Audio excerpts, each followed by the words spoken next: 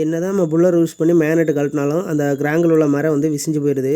அது விசியாமல் எப்படி கழட்டலாம்னா ஒரு நட்டு ஒன்று போட்டுக்கணும். 14 சைஸ் நட்டு. சூப்பர் எக்ஸல் கண்ணாடி நட்டு கரெக்டாக இருக்கும். அதுக்கப்புறம் அந்த நட்டை போட்டு அதுக்கப்புறம் வந்து அந்த நட்டை முனியிலே வச்சுக்கிறணும். அதுக்கப்புறம் வந்து புல்லர் போட்டு நீங்கள் கழட்டிக்கிடலாம். இப்போ நல்லா புல்லர் வச்சு 24 ஸ்பானரை வச்சு லாக் பண்ணிக்கிடலாம். 27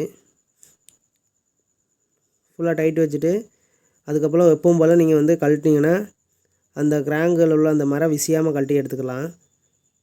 இப்போ பாருங்கள் எப்படி இருக்கணும். அந்த நட்டை வந்து முனியிலே வச்சுக்கிறணும். கிராங்கு ரெண்டுலேயே நம்ம என்ன தான் புது புல்லர் வாங்கினாலுமே அந்த விசிஞ்சு தான் இருக்கும். அது இப்போ பாருங்கள் கரெக்டாக இருக்கும்.